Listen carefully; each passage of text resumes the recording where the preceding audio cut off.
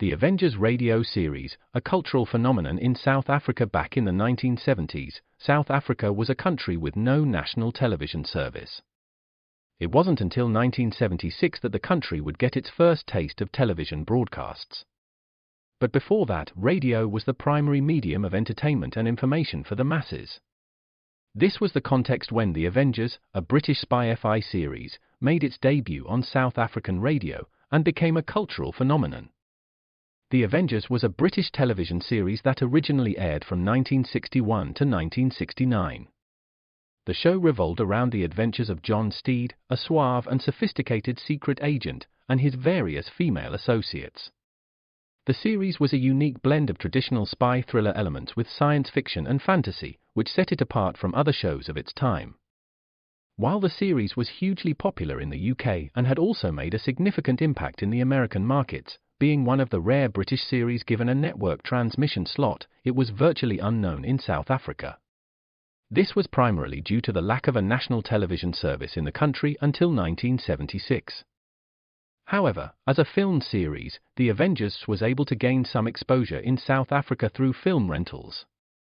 But it was the launch of the radio series that truly brought The Avengers to the masses in South Africa.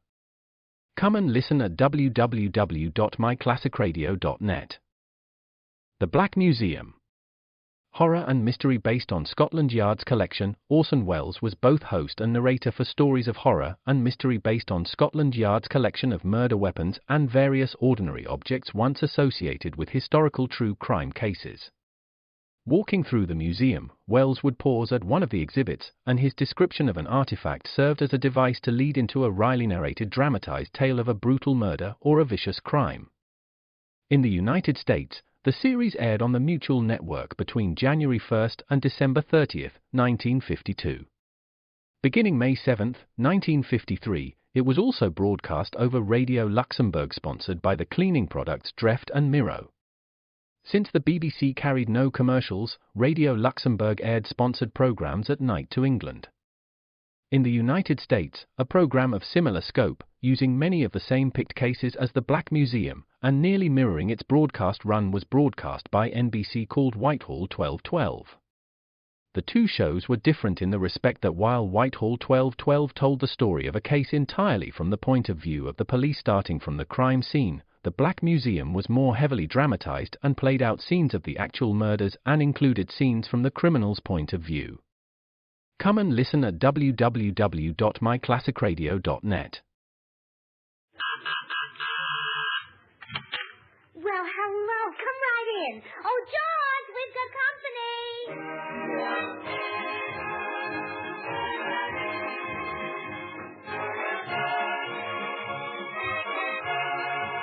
This is Bill Goodwin, speaking for Lever Brothers, makers of Swan, the new white floating soap that's pure as fine Castile. Well, it's Tuesday night again, time for another pleasant visit with George Burns and Gracie Allen, our guest, Dorothy Lamour, with Jimmy Cash and Felix Mills and his orchestra. And now, meet the people who live in the Burns house, George and Gracie.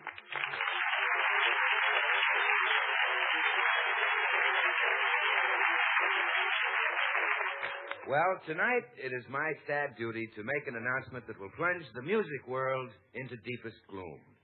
Sugar Throat Burns will sing no more. It seems his feelings were hurt last week, and he's still sulking, despite all the efforts of Mrs. Sugarthroat. Oh, cheer up, George. Just because Mr. DeMille didn't want you to sing in his pictures doesn't mean that you aren't great. He laughed at my voice. Oh, good. What does Cecil B. DeMille know about making pictures anyway? I'd rather not talk about it. Oh, but, darling, I can't stand to see you like this. Those big, soft, wet brown eyes are glazed with pain.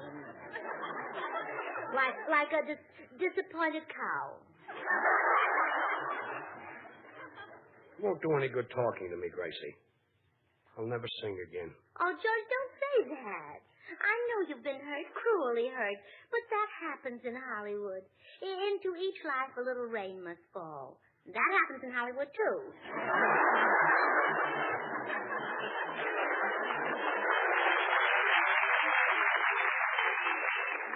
I told all my friends I'm going to be in DeMille's picture, and then he laughed at my voice. Oh.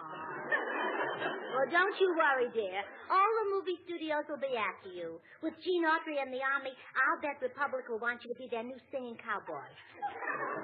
Oh, sure. Oh, you'd look magnificent on a horse, singing a cowboy song. I can just see the fade out of the picture. As the horse trots off into the sunset, the last thing we see is your face as you sing.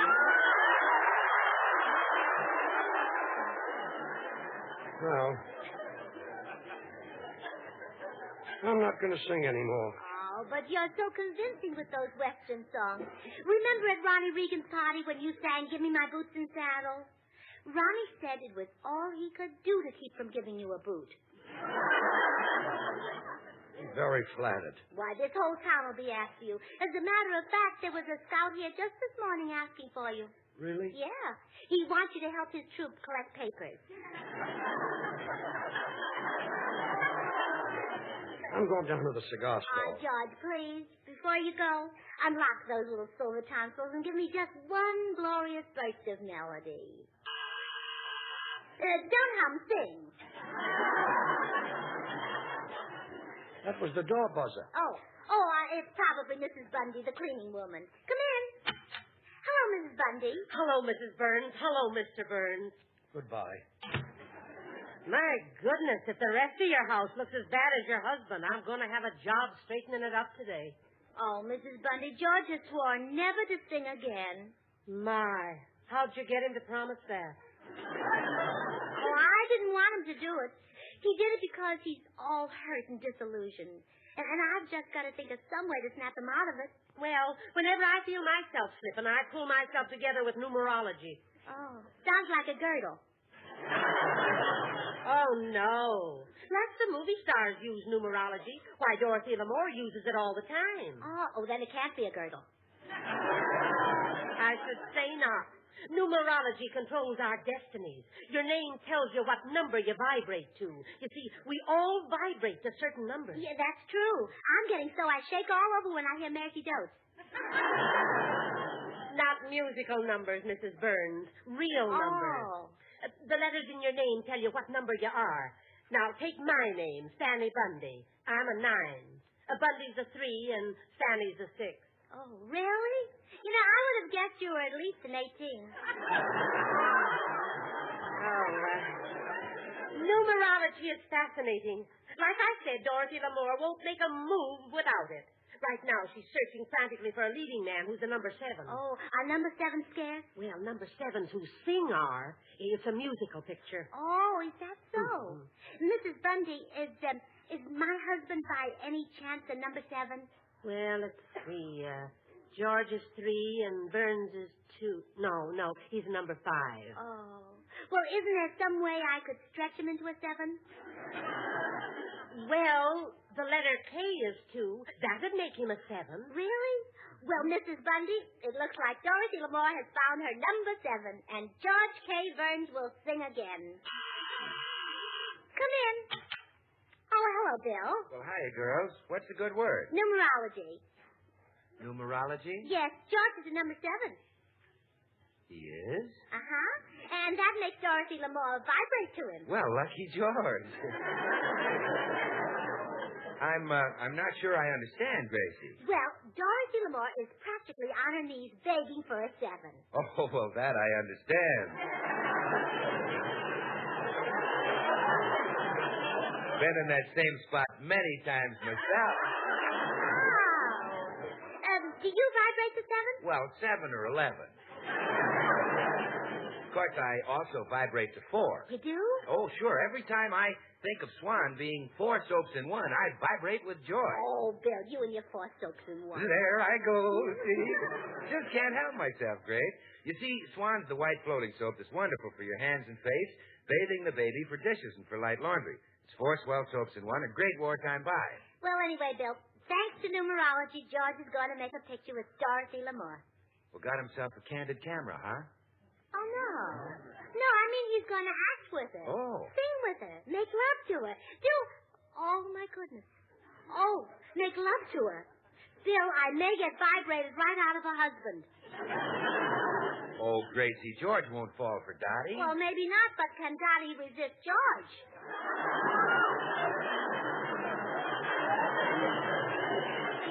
He's only human, you know. Gracie, she'd only go for a pan like George's if it held dishes and swan studs. Well, you know that women are crazy about swan for dishes. Those hard-working swan suds make short work of dishwashing. And at the same time, swan is so mild and gentle, it helps keep your hands from getting rough and red. Oh, I don't know, Bill. Beautiful girls have fallen for George before. Who? Me. I should have guessed. And I'm not too sure I can trust George either. Dorothy Lamour is pretty alluring. Well, Dorothy Lamour has nothing on you, Gracie. No, she hasn't got much on herself either. That's the worry.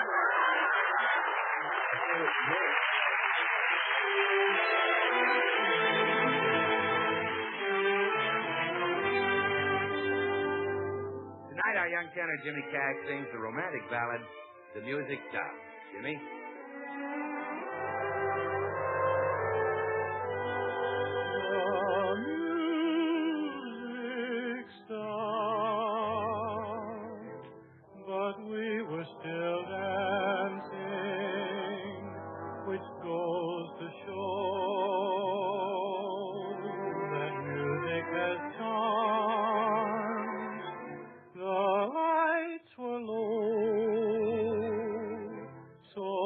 Kept on dancing, I felt the glow of you in my arms. The band had left the stand, and we were in heaven, dancing on a cloud way off in the blue. The music stopped, and people were glancing, but we went on dancing, for we didn't know, because the lights were low, and we were in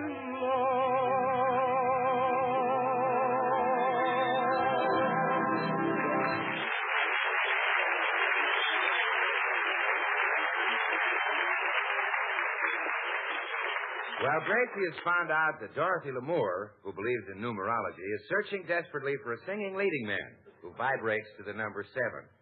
So Gracie has altered George's vibrations and is now calling on the glamorous Miss Lamour.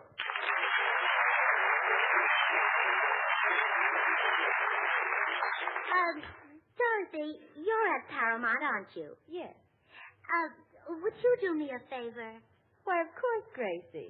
Would you ask Paulette Goddard and Veronica Lake to please stop fighting over my husband?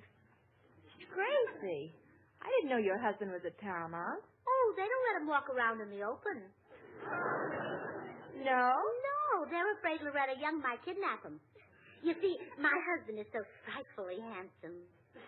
Really? Well, whatever happened to your first husband, George Burns?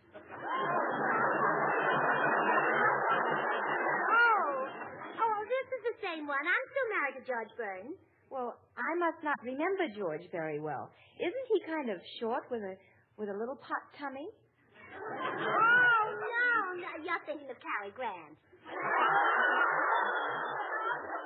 Well, what does George look like? And he has a beautiful singing voice, too. He sings? Like a nightingale. You know how the girls swoon when Frank Sinatra sings? Yes. Well, when George sings, Frank Sinatra swoons. That shouldn't take much. Well, of course, George's main attraction is that he's a number 7, but of course you wouldn't understand that. It's numerology. Wait a minute. Number 7? George is a number 7? So where do you get your hair done, Dorothy? Never mind about my hair. Gracie, that figure. It's amazing. Oh, thank you. Yours is kind of pretty, too. No. I mean about George being a number 7. Gracie, I must have him. Dorothy, please. I must have him for my picture. Where can I find him? Well, right now he's home hiding from Claudette Colbert. George is just the man I'm looking for. He's handsome, he sings, and above all, he's a number 7. Wait a minute. According to numerology, George Burns would be a number 5. George K. Burns? Oh. What's his middle name? Kansas City. Kansas City? Yeah, he was born there. Oh. Oh, I see. He was named after Kansas City. Yeah, shortly after.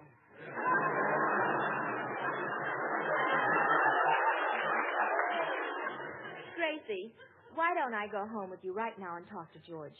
I can't wait to see if he's as handsome as you say. Well, why not arrange the whole thing on the phone?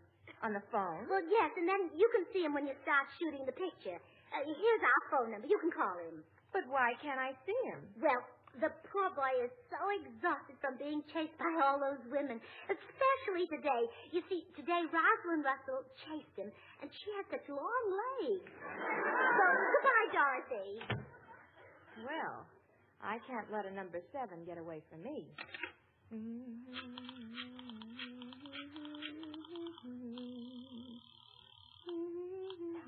Hello? Hello. Is this George Burns? Yes. This is Dorothy Lamour. Who? Dorothy Lamour. Look, George, would you please be my new leading man? Who'd you say this was? Dorothy Lamour. Gracie, will you stop with this nonsense? This isn't Gracie, it's Dorothy. Listen, George, you're a number 7, and I'm in tune with your vibrations.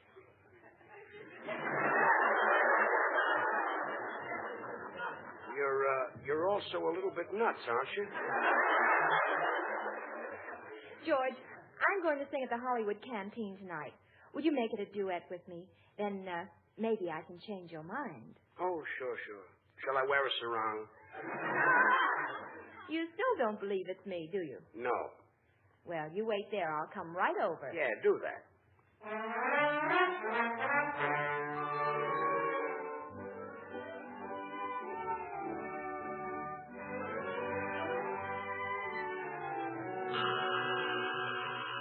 Come in? Well, I'll be darned. It is Dorothy Lamour.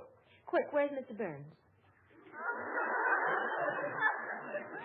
I'm Mr. Burns. Oh, how do you do? I'd like to see your son, George. I'm George Burns. Oh, no, I want the George Burns who's married to Gracie. That was me you talked to on the phone, Dorothy. And I'll be glad to be your new leading man and sing at the canteen with you tonight. Oh, hello, Dorothy, what are you doing here? I'm beginning to wonder. Gracie, I'd like to speak to you alone, please. You would? Excuse us, dear. Now, Gracie. Now, when you get your hair done, Dorothy? Never mind that. There's something rotten in Denmark. Well, I should think so with all those Nazis there. You know what I mean. And now that I've seen George, the whole deal's off, Gracie. No canteen and no picture. But, Dorothy, he's a 7. If you don't use him, you'll have to give up numerology. And if I do, I'll have to give up pictures. Goodbye, Gracie.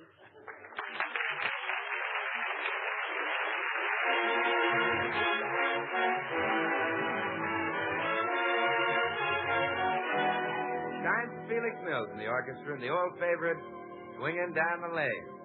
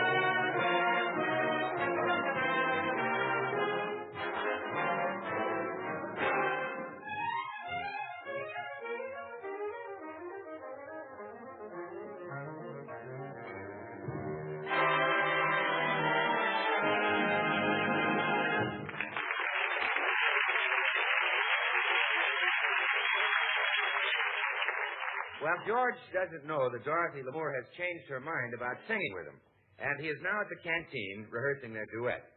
Outside his dressing room door stands a worried Gracie. She is seeking advice from a handsome man, a man who is both wise and understanding, despite his extreme youth and good looks. What shall I do, Bill? Well, gee, I don't know, Gracie. Why not just walk in and tell him? Oh, no, I can't do that. You see, George is not like other men. He's sensitive and high-strung, like a fine pedigreed Pekingese. Well, there is a resemblance, yes. To a Pekingese, I think. The shock might make him do something drastic. Why, he's liable to run right down to the ocean and throw himself on the beach and cry all night. We wouldn't want that to happen. No. And he's so happy now. I just can't stand to tell him. It would break his poor little heart. Yeah, I guess it will. Oh, just think of George. His head hanging, his shoulders drooping, his chest sagging, his footsteps heavy as lead. Yeah. And then think of him after he hears the bad news. Oh, I know, Bill. What? Maybe I can talk George out of working with Dorothy. Yeah? That'll save his pride. Well, you think you can do it, Gracie? Well, I can try. You wait here. The night is young, the skies are clear, and if you want to go walking, dear, it's delightful, it's delicious. Hello, dear. Hello, dear. Gee, my voice sounds richer and deeper than ever tonight. I can hardly believe it's me singing unless I look in the mirror and see my mouth open. Well, close it and come on home. But I haven't done my duet with Dorothy yet. Now go away and let me rehearse. The night is young, the skies see? are... I'm already the forgotten woman. You're the what? The forgotten woman. The wife of a big star who goes up and up and up, while his forgotten wife goes down and down and down. Look, Gracie. Oh, your public will take you away from me. Lonesomeness will drive me down and down until I'm just a shell. A beautiful husk who's lost her corn.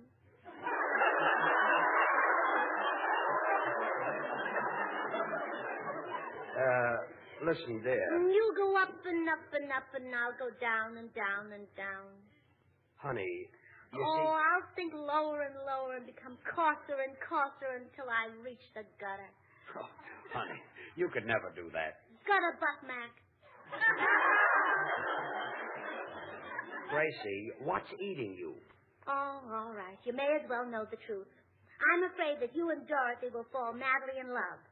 That's silly. How is it? Listen, George, when the lighted match of her charm is dropped into the gas tank of your personality, there's got to be an explosion. This is ridiculous. Now run along and let me rehearse. You won't come home with me? No. Very well, dear. Oh. Any luck, Gracie? Oh, no. We've got to get Dorothy to change her mind. Bill, do you think you would get any place with Dorothy Lamour? Well, it'll be fun trying. Oh, good. Now, there's her dressing room. See what you can persuade her to do. Yeah, man. Come in. Excuse me, Miss Lamour. Gracie wants me to talk to you about George. Nothing doing. I found out that George isn't a number 7 at all. He faked the middle initial K just to make him a 7. What a dirty trick. Yes. Say, you're kind of handsome. What's your name? Bill K. Goodwin? Bill K. Goodwin. Uh-huh. Why, you're a real number 7. Well, my friends call me Sev for short. You might do as the lead in this Off the Island picture. Can you act? Can I act? Dottie, get a load of this. Oh, oonga boonga.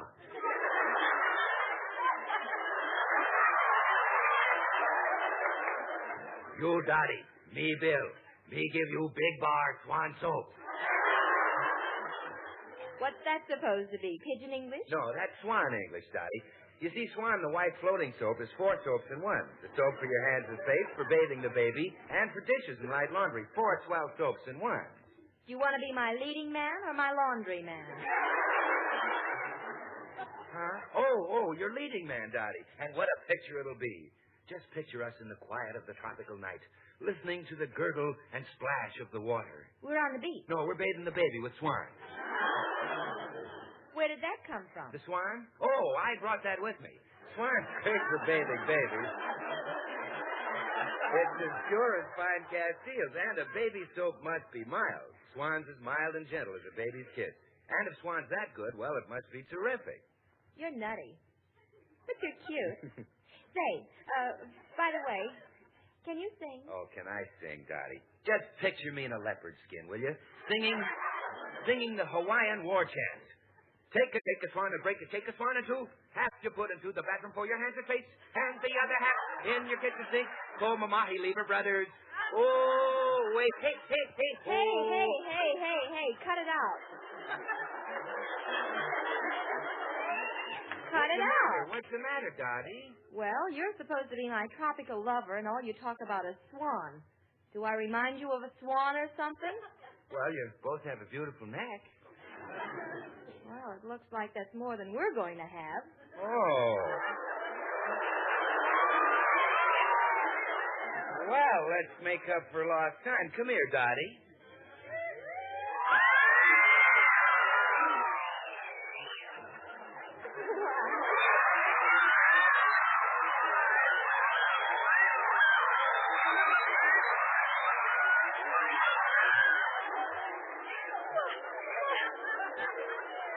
Why, you curly-headed wolf. Well, Bill, did you accomplish anything? That I did. Well, Dorothy, are you going to sing the duet with George? Sure, Gracie, I'll do it for you. Oh, thank you. And thank you for such a cute leading man. Oh, is he going to be your leading man? Sure. He's a little wolfish, but he's cute. Wolfish? And how? We hadn't been alone 2 minutes till he kissed me. Oh, my goodness, I was afraid this might happen. What? Oh, your match has dropped into his gas tank. Oh, excuse me, Dorothy. Oh, dear, which shall it be, a career for George or a husband for me? Oh, a husband for me. I'll kick his career right out the window. The night is young, the stars are clear. George, do you still insist on singing that duet with Dorothy? Certainly. Oh, well, all right. Let me have that arrangement you're going to do. I want to make a few changes in it. Okay, here, but hurry. It's almost time for the number.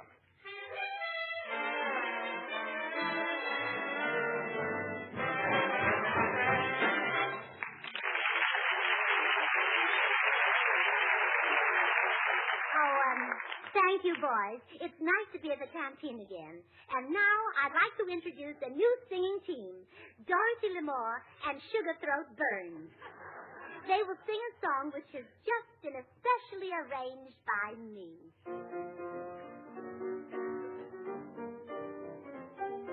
The night is young, the skies are clear, and if you want to go walking, dear, it's delightful, it's delicious, it's delightful. I understand the reason why you're sentimental, 'cause so am I. It's delightful, it's delicious, it's lovely. You can tell at a glance what a swell night this is for romance. You can hear dear Mother Nature murmuring low. Oh. Let yourself go so sweet, my chickadee. And when I kiss you, just say to me, it's delightful, it's delicious, it's delectable, it's delirious, it's dilemma, it's limit, it's de-lovely.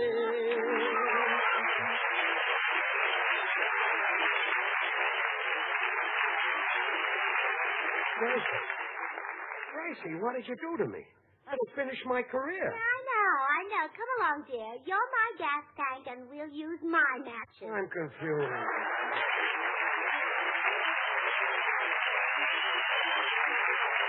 George and Grace will be right back, so I've only a few seconds to remind you that whether you're a pin-up girl or a grandmother, your complexion deserves the purest, mildest soap that money can buy.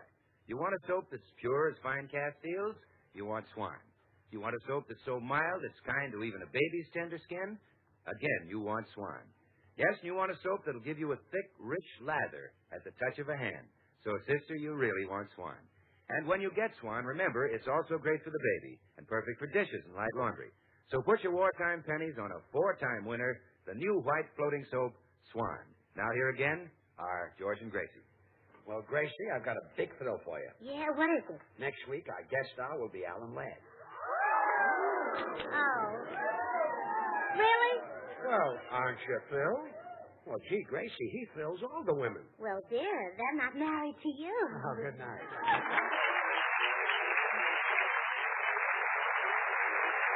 Our guest tonight, Dorothy Lamour, will be seen shortly in the Paramount picture and the Angels Sing. The makers of Swan, the new white floating soap, join George and Gracie in inviting you to tune into your Columbia station again next Tuesday, same time. Our guest, Alan Ladd. Following week, Paul Lucas.